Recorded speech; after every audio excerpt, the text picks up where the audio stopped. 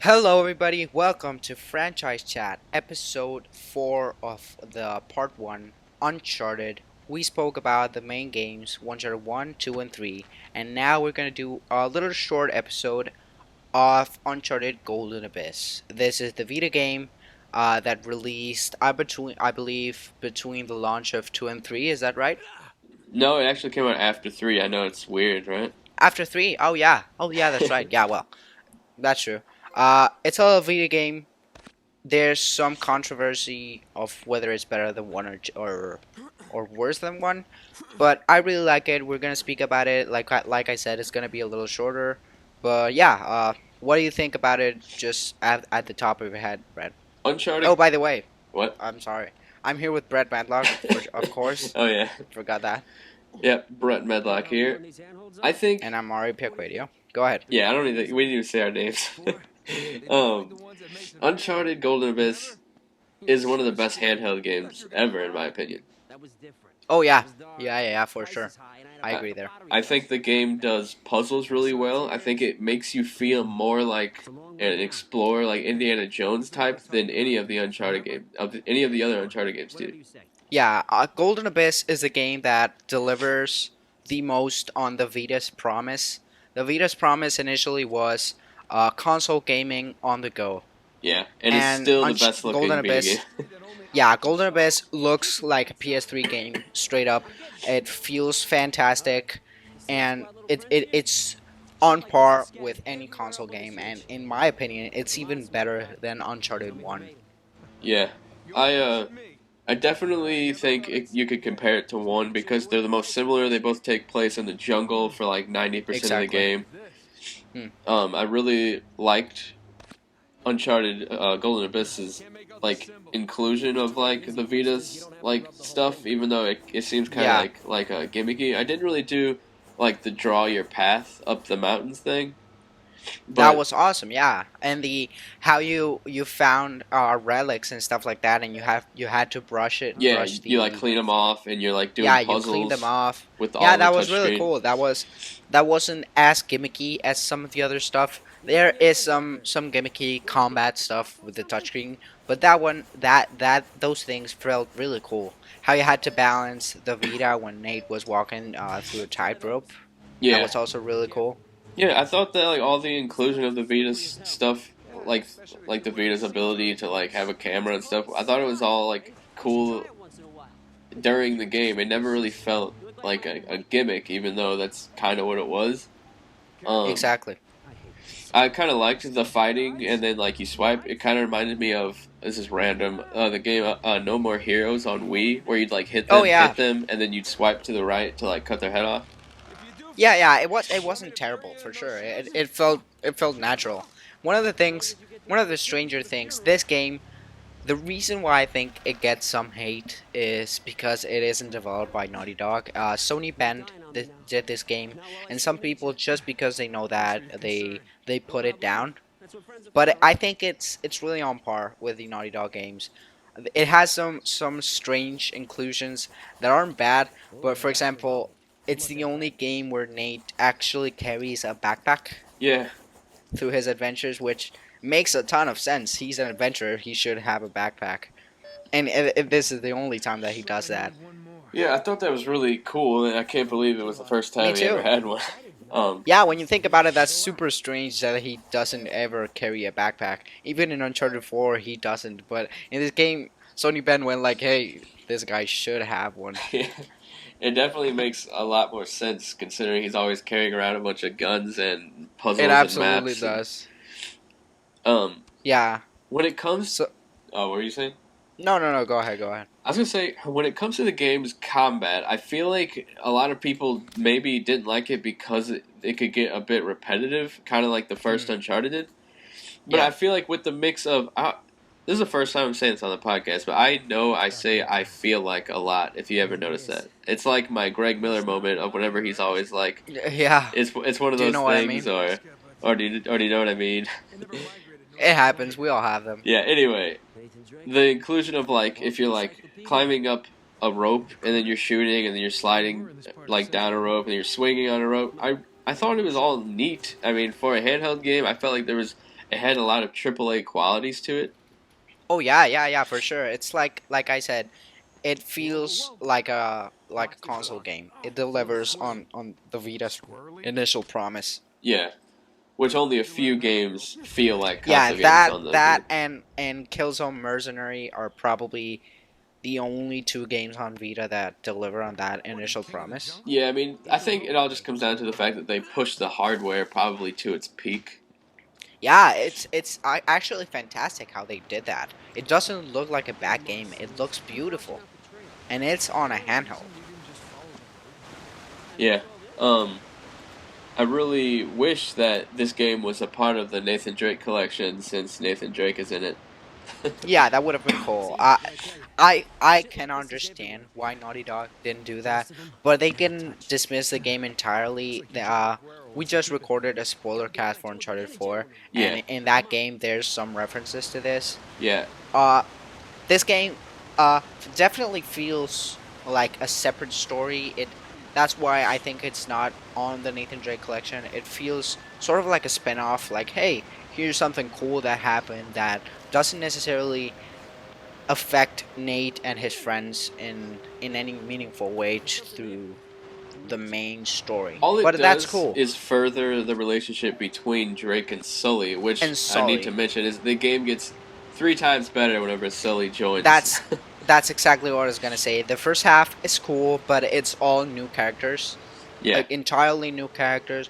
They're not bad characters by any stretch of the imagination, but I think it's about at the half point that the game gets really, really good because Sully gets there, and it's a young Sully. It's a Sully with, he doesn't even have gray hair. He has like black hair, yeah, it's but like it's white and gray and black. I don't know, it's weird. yeah. This game takes place before Uncharted 1, but Yeah, it's really cool when Sully gets there. It, like you said, it just develops their relationship even more. yeah, and I think it's really neat the fact that like Naughty Dog didn't make this game, but somehow Sony Bend made it feel like a Naughty Dog game. Oh yeah, absolutely. It feels perfectly on par with Uncharted 1, and in my opinion, it's even better than 1. Yeah, I think one had some better strengths when it comes to storytelling and like character interactions, but I definitely think it could be argued against the first one. Yeah, the first one, I think it mainly depends. If you're playing the first one on PS3, Oh yeah, Uncharted Golden Abyss is way better. But if you're playing it on the Nathan Drake collection, then you can make an argument for 1. yeah, that actually makes sense. Uncharted Golden Abyss is better than the PS3 version of the first Yeah, one. no doubt, no doubt. And something we were just talking about on the Uncharted 4 spoiler cast that they got rid of that was in Uncharted 3 was the fact that you couldn't throw back grenades in Golden Abyss, Hmm. which some people were mad about, and then come to find out we can't do it in Uncharted 4 either, which is kind of ironic. I like that.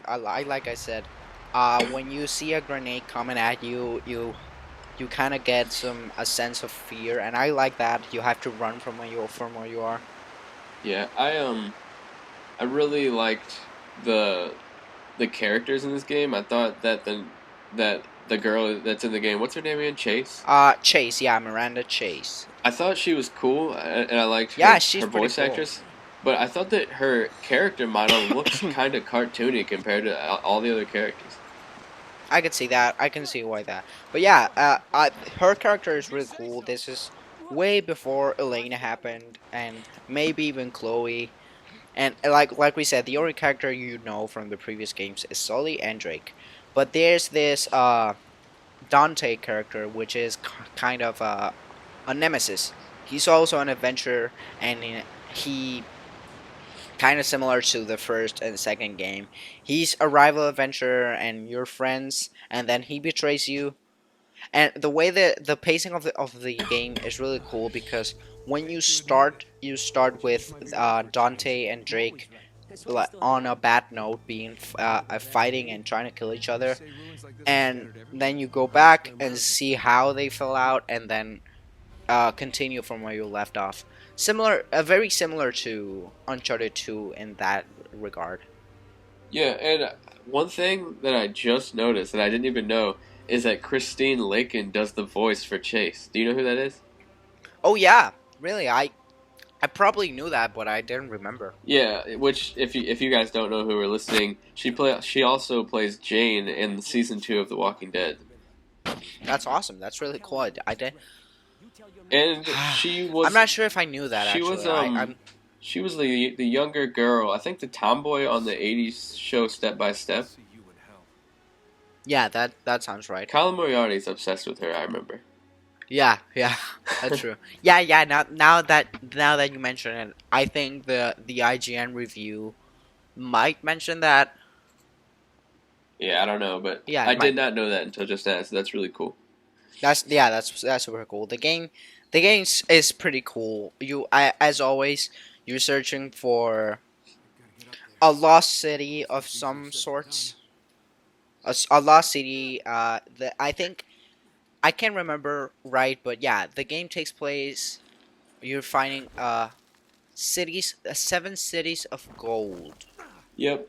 from Spanish conquistadors, and it's really cool. As always, lost cities, some maybe cursed stuff around in the way. This is There's also the first game that didn't have any like paranormal activity going on. yeah, it didn't have anything supernatural like El Dorado in Uncharted One. There's also a bad guy. He's he's not the strongest bad guy in Uncharted by Yeah, any he's means. just I kind of think like a angry leader of like an army. yeah, he's pretty much your Lazarevich. Yeah, He's kind of the same. He's a warlord, pretty angry. His name is Roberto Guerrero. He's an angry dude, but the story is, as always, it's pretty cool. There's a lot of cool character interactions, yeah, cool set pieces. Even though the game, like Uncharted One, takes place mostly in one jungle yeah. in Panama. Which I mean, a lot of people get mad at that, but I think that's cool considering like not many games are you even playing in the jungle like at all. Yeah, and Golden Abyss, like I said, it feels more like a one-off story. It's not. It doesn't have all of the Yeah, globe-trotting things the other games does, because this isn't as much of a grand and story and like, how do you say this? It's not as much of a grand goal. It's a little more close and reserved, and that's cool. It's a Vita game. You can expect to go to the desert and to the jungle and yeah. I mean, it's a nice personal adventure of an personal. explorer with cool like you're able to use your backpack. You can do puzzles with literally your hands. You pick up artifacts, clean them up. I think all that's cool. Like it's Yeah, different. yeah. You nailed it. Personal. If it is way more personal than Like 2 and 3 are. this is one of like the 5 games that my girlfriend or fiance. Well, this is one of the games that she literally got obsessed with. Like couldn't set down her It's a Vita, really cool beat the game. whole I thing. mean, playing Uncharted on the go. That's insane. That's awesome. Yeah, We're really going through 2E3, and I have stuff to play on my Vita, but since I am on a Uncharted fever, I might just download that game and play through it on the plane. yeah. One thing that I've been thinking about doing, which is kind of sad, is getting like the Japanese version of the game and just playing through it, Hmm. so I can play through it again and I can earn trophies still. That's not a bad idea. Yeah, I didn't platinum it. Don't usually platinum Uncharted, but I might just do that. It's a Um, really cool game. I'm Really, it really is. I think Uncharted Golden Abyss probably the longest platinum that you'll do out of the Uncharted games. Yeah. The game has some pacing issues now that you mention it. Chapters, there's a ton of more chapters than usual because chapters A lot are a smaller. bit shorter. Yeah, they're not as big as the other ones. You walk through a hallway and the chapter ends, and another one starts, and you're in a house, and when you get out of the house, another chapter starts, which at some point make it feel like it's dragging out a bit. But like we said, the second half after Sully gets involved, it's really it Yeah, really ups the game quite a bit. And I really liked one scene in the game where you're talking to like the bad guy, and then Drake, the bad guy's like, "Oh, you're just gonna go and get silly like you always do," and he's like, "Yeah, right. I don't need silly." Oh, He's like, I exactly. don't need Sully's I help. don't need Sully, and immediately cuts to And a it cuts scene to of Sully. I him need saying your like, help. "Sully, I need you." Yeah, I the love game's that. really cool. It's a really cool game. It's more Uncharted. If you haven't played it and you have a Vita, seriously get it. It's worth it. Yeah, It's it's one of the fantastic. best Vita games. It's a long, meaty Uncharted experience. It's just about as long as Uncharted 4 and Uncharted. I think 2 is the next longest one. Yeah, and it's beautiful. It's a beautiful game on the go. A beautiful console game on the go. Yeah, That's it. If you had presented this game to me back when Uncharted 1 was released and you put it on PS3, I would have been like, yeah, wow, this is a beautiful game. This is an awesome game. yeah, and yeah. I don't want to talk too much more about it, but my closing thoughts are. Actually, I want to say one more thing. I really liked this scene in the game where there's a house burning down and you're climbing up to the top to escape. It's like Yeah, one of the one times in the game that the scenery changes vastly. You're seeing more like indoor house burning, that's a fire, stuff like super that. cool moment. Yeah, it's kind of similar to the French Chateau moment from 3. Yeah, from 3. Yeah, Anything it's else, really cool. Mario? No, I think we pretty much nailed it. Like we said, this was gonna be a shorter episode, Cool. but like we said, it's a great Vita game and Yeah, a great game in general. I would probably score it a solid 8.5 to 9. Honestly. That sounds about right. 8.5 to 9. One of those two for sure. All right, and this is franchise chat. You can follow me at BrettNLL. Where can they follow you? At Mario Not Bros. Awesome. And this was episode. This was part 4 of episode 1. Next week we'll be doing Uncharted 4. Although I might just make that spoiler cast an episode of franchise Yeah, chat. we probably make that. And stay tuned for another franchise, for more talking about another franchise. Yeah. We're still not sure on what franchise we're gonna do. If you want to leave some feedback on any franchise that you want to see us discuss, feel free to do so on the comments below, and we'll take a look at that for sure. Yeah. I'm open to a lot of stuff because I typically play most games in a series if I like it. Yeah, same here, same thing here. So yeah, that's it. Get Uncharted, Golden Abyss, and happy adventuring. Awesome. See Bye, you. everybody. What's the hurry? There's no hurry. We just got a lot to see.